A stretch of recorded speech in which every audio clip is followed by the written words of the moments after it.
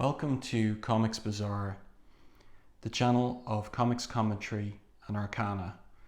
This video features X-Men number 11, cover dated August 1992, and the original price was $1.25. So this issue is Jim Lee's final issue on the series, which he launched in 1991 with X-Men number 1.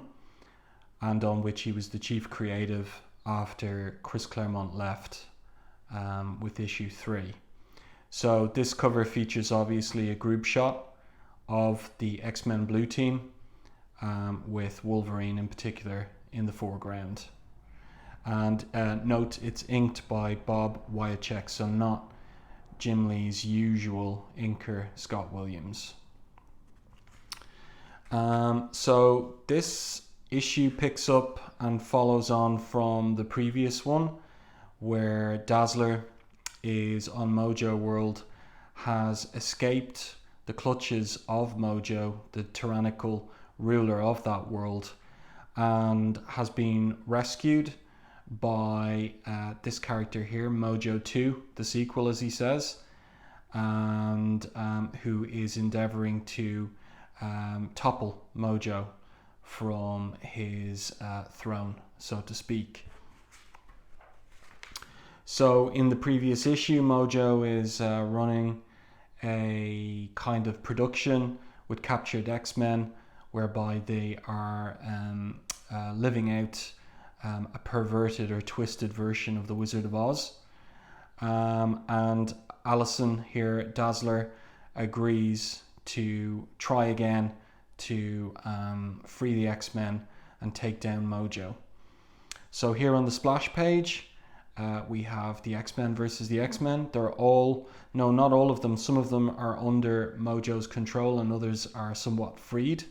The Beast, for example, is able to think his own thoughts, but he is reduced to a bestial form of speech where he can't pronounce words properly.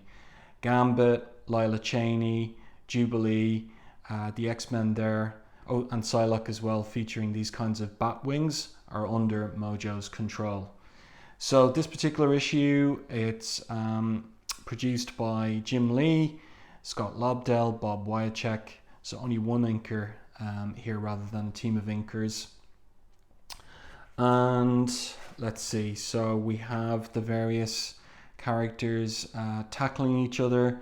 Lila Cheney against Longshot there, Psylocke against Cyclops, and meanwhile back at the command center, Mojo has Professor X captured, and Professor X is watching what his X-Men fighting each other, but he is unbeknownst to Mojo psychically free, and he is endeavoring to get through the pain and protect his X-Men by using his telepathic powers.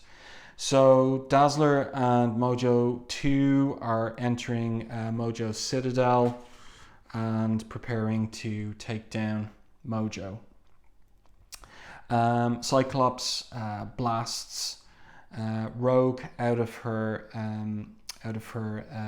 inhibitor chains, and when freed from the Citadel Stadium of Mojo's production, she gains her own thoughts back again and is in communication with Psylocke and Cyclops, and endeavors to attack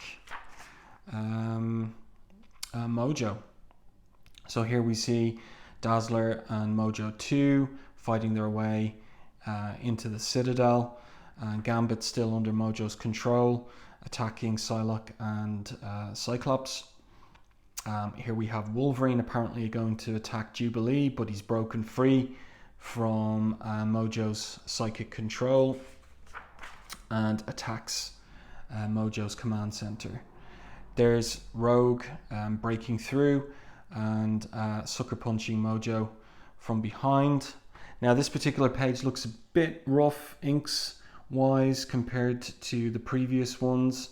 So again, this is an indication of time pressure in completing this issue, and maybe that Bob Wiacek isn't the only inker working on the pages for this one. So what happens here is that all the X-Men now have been freed from Mojo's control, and indeed Mojo's lost his control over the masses, and they attack him here. And finally Longshot attacks Mojo with a sword and rips into him here fairly violently. So that would appear to be the end of Mojo, and we have on the last, almost last page here, you can see by virtue of the number of panels that there is pressure to wrap up the story before what's coming next. And we also get this revelation that Longshot and Dazzler at some point during their time on Mojo World have conceived a child together, and that Dazzler is pregnant with the child that might become in the future a leader of Mojo World, the freed, liberated Mojo World. In the meantime, she is trusting that Mojo 2 here will be as good as his word and continue to support the liberation of the slaves on Mojo World. Jubilee's a little bit skeptical about how Mojo could have been so almost easily defeated. And then we end up with Jim Lee's farewell to the X-Men, this 2-page spread. I'll just open that up for you there. And this one is inked by Jim Lee's usual collaborator, Scott Williams there. So this is a pretty impressive 2-page spread here, and Lee's farewell to the X-Men and the blue team that he has been chief creative on for almost a year. So there you go, the end of Jim Lee's tenure on the X-Men. And the issue rounds out with the final part of this very short backup strip featuring Maverick, this character created by Jim Lee. The story is by Scott Lobdell and the art is by Mark Teixeira. This is a very simple story. He's up against this genetically modified character here. He was trying to take prisoner this scientist, but what happens ultimately is that Maverick pins this guy against the wall. The guy's condition, he's a walking paracell, is unstable. He explodes, takes the genetic scientist with him, and then Maverick walks off saying, "I'm just doing my job and hating myself for it." So there you go. That is X-Men number 11, the final issue of Jim Lee's record-breaking run on the X-Men 1992. So I hope you enjoyed this video. If you did, please like, and if you haven't already, subscribe to the channel, and I will talk to you again in the next video. Stay tuned.